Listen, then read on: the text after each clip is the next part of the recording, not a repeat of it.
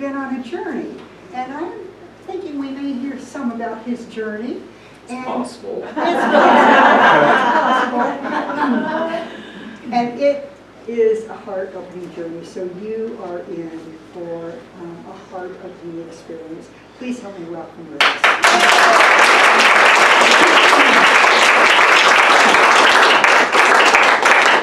Well, it's a joy to be here. Good morning. Good morning. I see so many familiar faces and new faces. I'm just learning right now in this very moment. It's always great to stand up here because I can see everybody. Otherwise I'm just looking up here. So thanks, Reverend Joe T, for inviting me. She was persistent, and I said no a few times. Wasn't quite ready, but I've been cooped up and not speaking for about a year, so this is good, but I only have 20 minutes, so we'll see what happens. But I'm excited for Boulder Valley. I had not been up here. I cruised the main street there. What a great place this is, Lafayette. Has a really good feel. I used to live in Monument. It had that same kind of small town feel, even though you're right on the cusp of all that growth.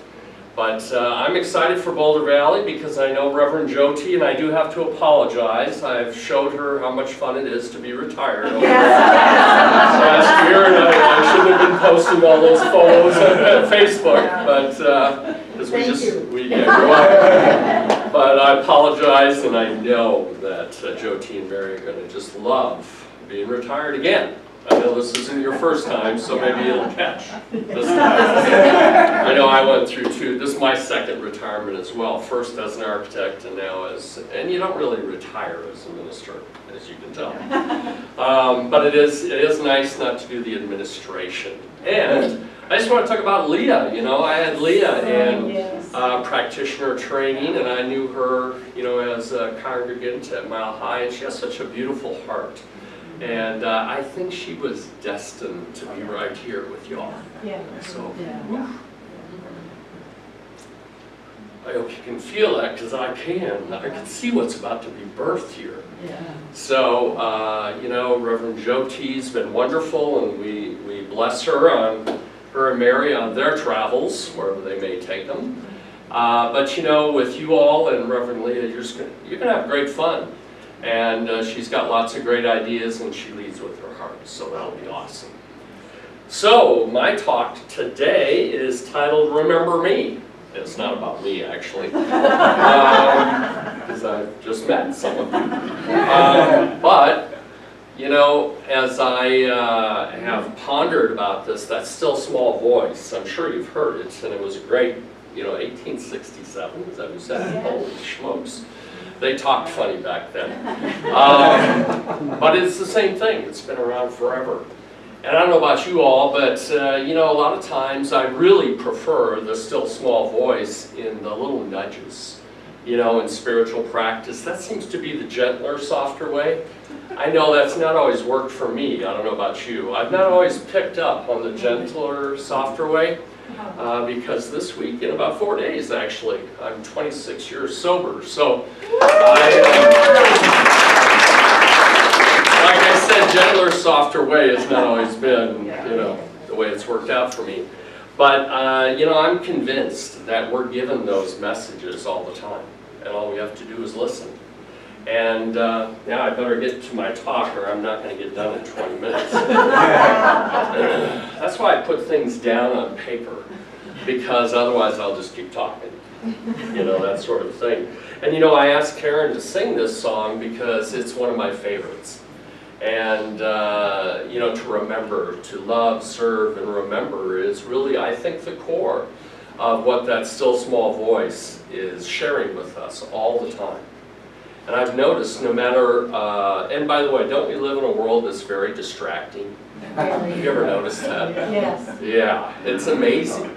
The noise, the visual distraction, the energy distraction sometimes. And,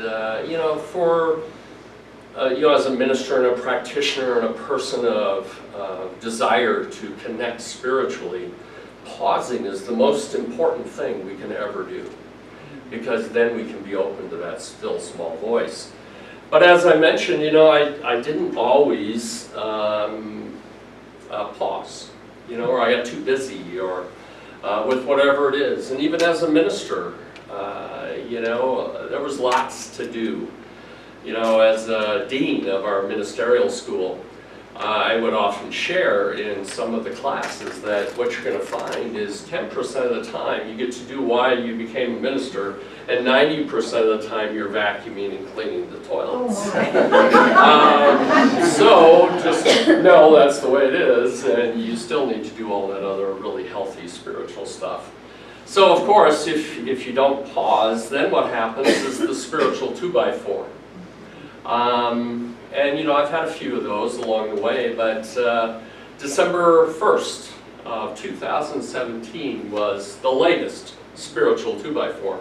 Didn't see it coming, had no real symptoms, and I always thought it was interesting when I found out what had actually happened. But on December 1st, I was doing something as simple as raising the window coverings in our dining room, and I had a spontaneous fracture of my left femur.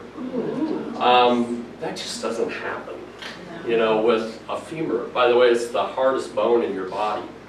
And of course it hurt, and until they gave me the fentanyl, then it was fine. Everything was fine, but I can see why people get addicted to it. But that day was the beginning of the journey that Joe T. was referring to, and it's been a wonderful journey. And I'll actually give you the punchline right now. How's that? It's been a year and a half of you know, growing, but the truth is I'm 100% in remission. And I have the life I've always wanted right now, right here, easy peasy. But it didn't start out that way. You know, with basically 2 weeks after December 1st is when they diagnosed me with bone marrow cancer. And the reason the femur broke is most people's femur has maybe, you know, not even a dime-sized space down the middle of it. Mine had about a softball size. The cancer had just eaten away the inside of my femur.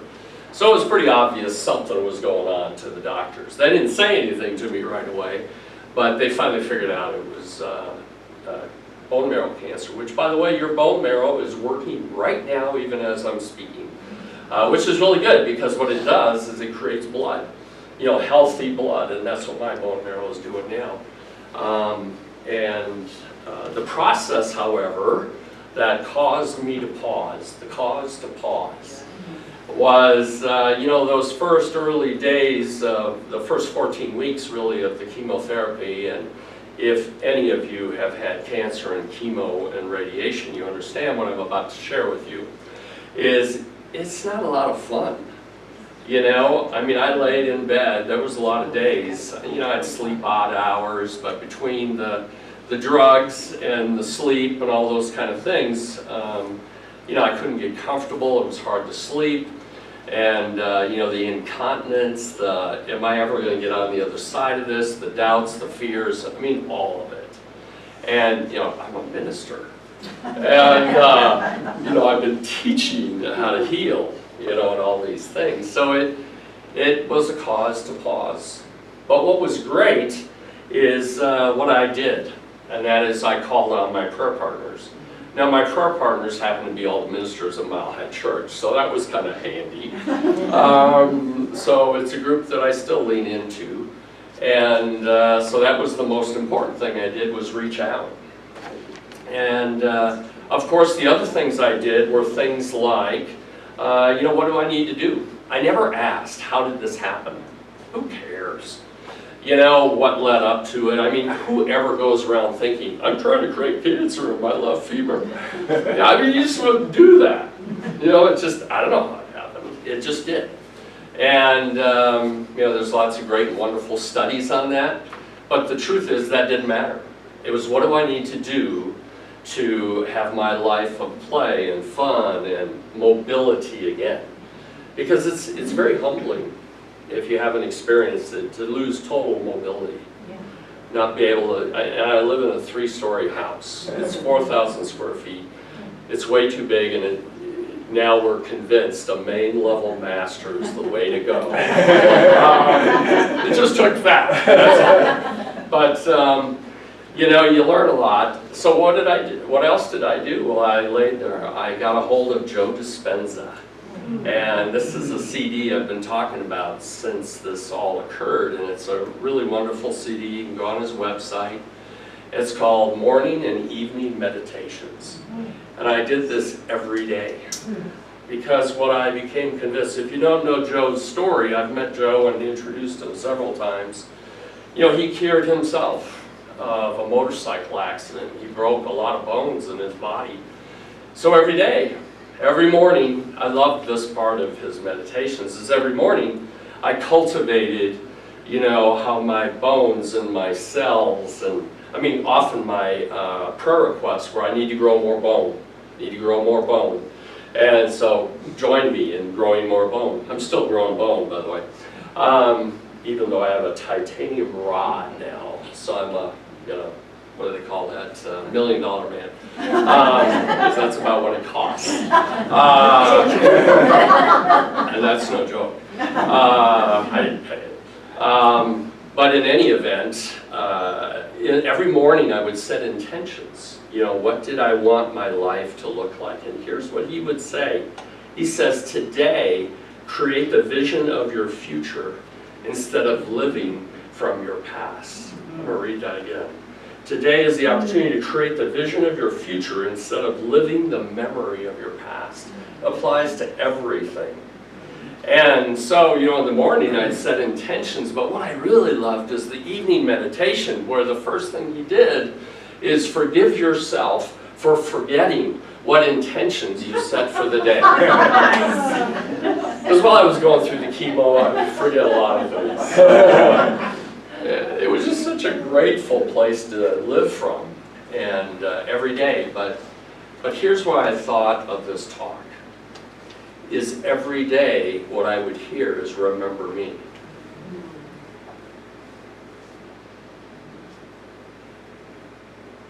And the song would come to mind. It was like, who am I? You know, if I'm not this, who am I? What a great question to ask. We don't need the spiritual 2x4. But, you know, if it's necessary, it's always available. There's plenty of spiritual 2x4s out there. But what I heard was a song. So remember that I'm here, you know, to love, to serve, and to remember. And, you know, so that's what I want to share with you in my remaining minutes, is love. You know, love is easy to remember when you're with your grandkids. You know, I was just at the zoo last week with my grandkids. You know, it's easy when you take them out for hot fudge sundaes. And it's easy when we're walking through the parks or going into the mountains or sitting by the stream.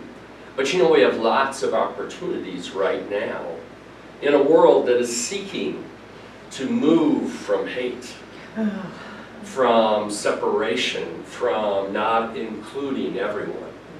You know, Jesus said, love one another as I have loved you. If you remember all those stories from your Christian upbringing, what Jesus was doing as the master teacher is he embraced everybody. He didn't say, I'm going to embrace you, but not so much those people. You never find any of that if you actually read the Bible, which I did, you know, after I left my Catholic upbringing. Then I read the Bible.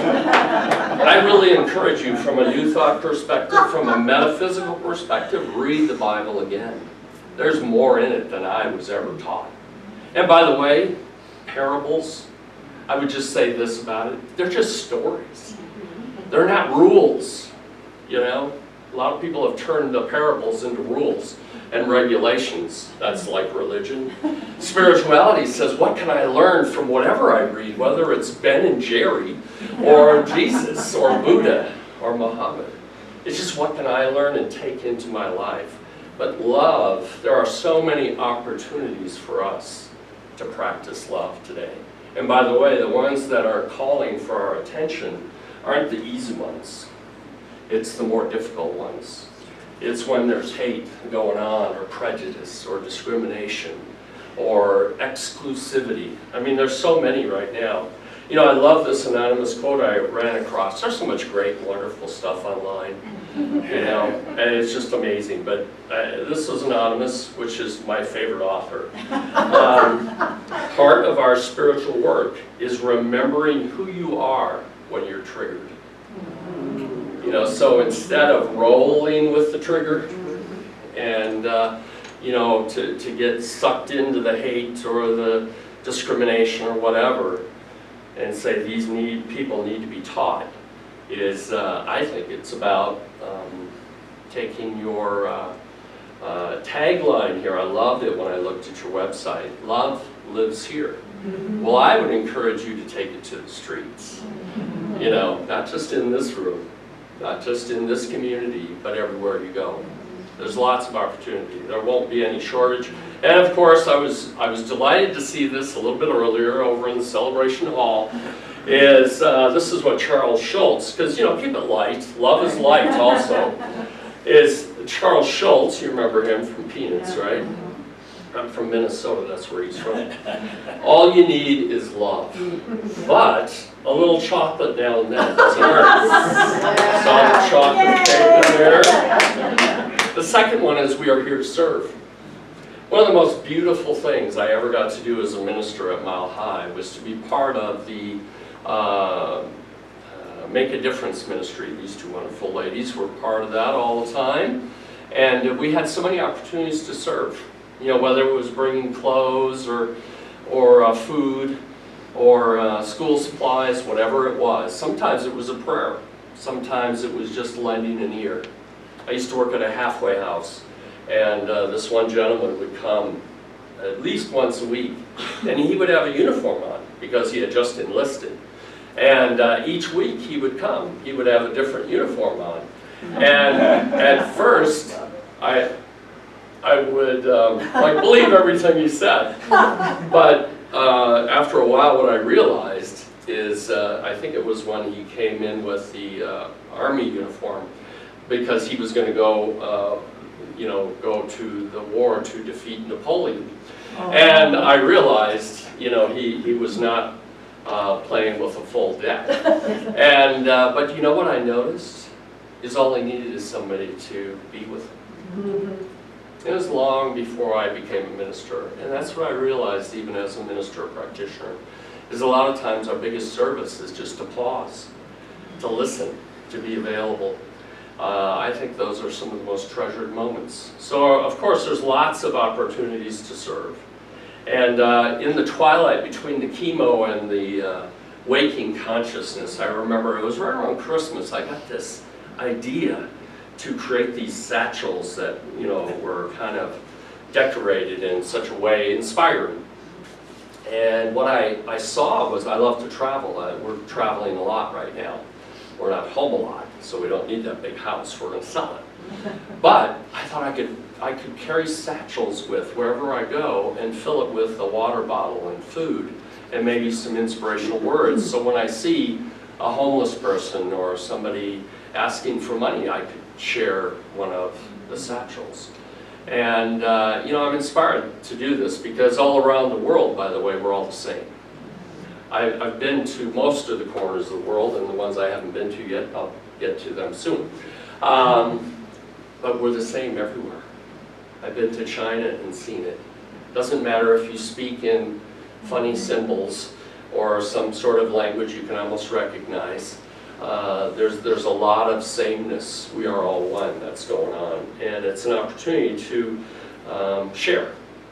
I loved what St. Francis of Assisi said, my favorite saint, better than St. Mattress, which is where I went to church for a long time.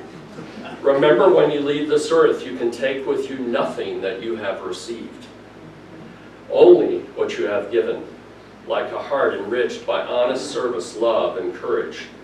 And of course, I've seen it said another way, and this is a bumper sticker, is there's no U-Hauls behind hearses.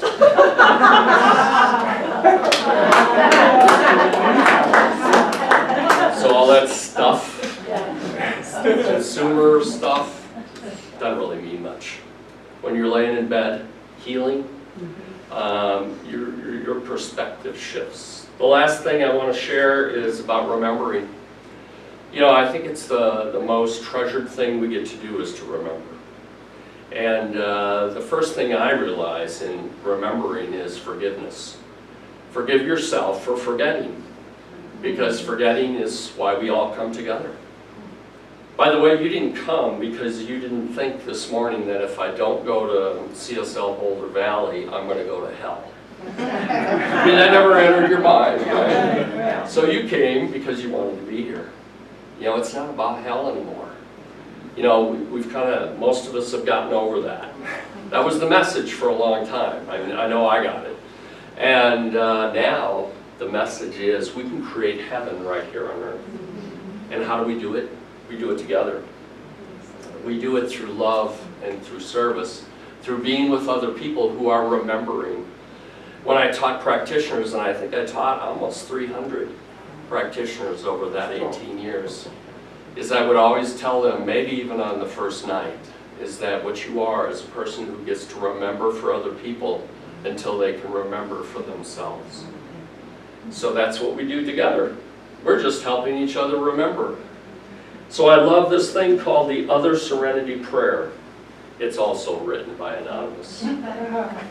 God, grant me the serenity to stop beating myself up for not doing things perfectly, the courage to forgive myself because I'm working on doing better, and the wisdom to know that you already love me just the way I am. You know, it's easy to forget, isn't it? Yeah. It's a distracting place we live in. But what I know is when we come together, it's much easier to remember with partners. You know, so wherever you go, and realize, by the way, whatever the language, wherever you are in the world, it's really about learning to remember, you know, why we're here. So, well, there we go, I'm done with that anyway. It's what I offer you is my heart and my prayer. So I invite you to just join us for a moment of prayer. And so it is, as we close our eyes and go within, I feel and know and sense that divine connection, that part that is absolutely embracing us all. That soul, that life, that spirit that infuses and inspirates, all part of creation. I know that that is the substance of which we come. I know that is where we connect with one another. It's in the oneness, in the divinity, in the absolute wholeness of life. And so I know in this very moment, the remembering that's taking place is that indeed we are all one. We are infused with the joy, the love, the laughter, and especially the love. So deeply that as we leave from this time of gathering this morning, that we realize wherever we go, we have love to offer. And that the greatest service we get to provide, to give from our heart to another, is that unconditional love, that embrace, that indeed we are all one. And so it is in the remembering that I know life is more exuberant, life is more fantastic and fabulous. And so I know as you come together as a spiritual community right here at Boulder Valley, that each time you gather, you remember this moment of recognizing that divine light within you that absolutely shines, and that you can help another to shine that same light within them. And so I give thanks. For gratitude is such an amazing energy that absolutely draws to it more and more and more life. And so I give thanks for these words. I give thanks for this opportunity to speak. I give thanks for life. I give thanks for you, for this spiritual community and its blessing as Reverend Leah steps into leadership, partnership with you all, to continue to be that beacon of light, that wonderful place of gathering, expanding, and loving community. And so I release these words knowing that as they are spoken, they are already flourishing and being and expanding. And so I give thanks knowing it is already so in the mind and heart and love of God, and invite us to just acknowledge it by saying together, and so it is. Amen.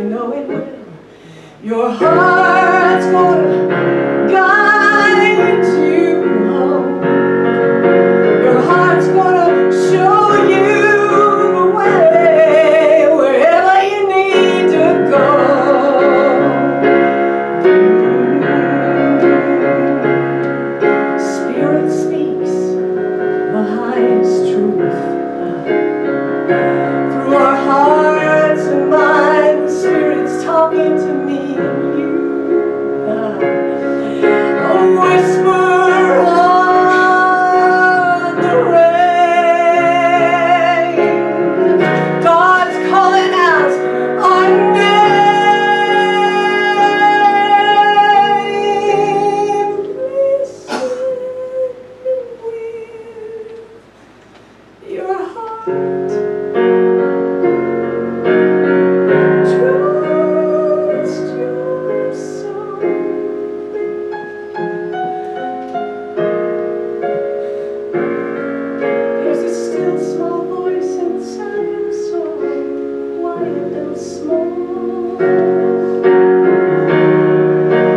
Listen with your heart.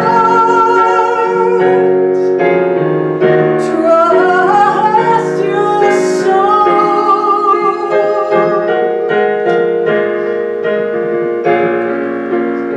To remember we're here to love, serve, and remember.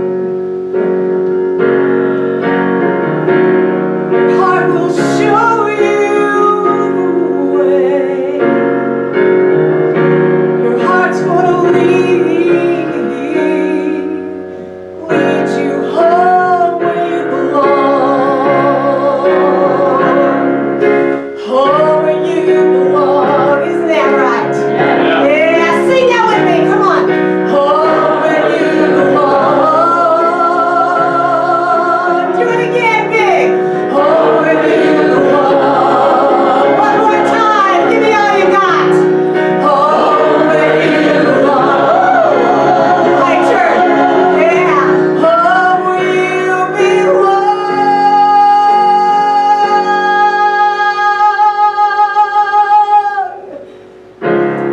Yeah.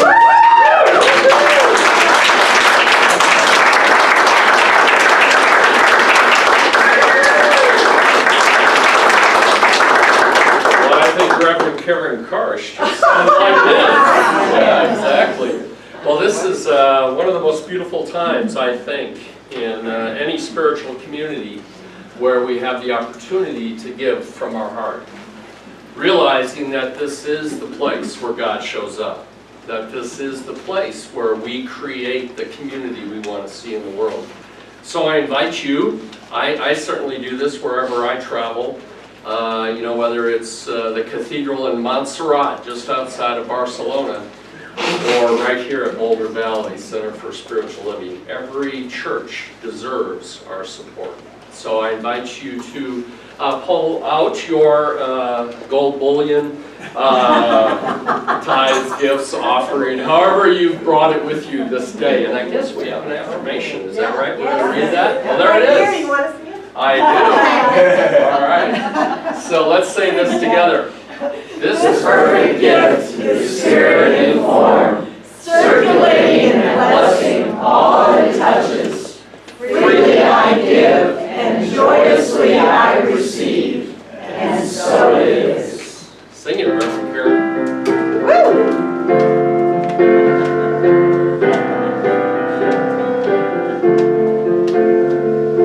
All I give comes back to me and blesses me abundantly.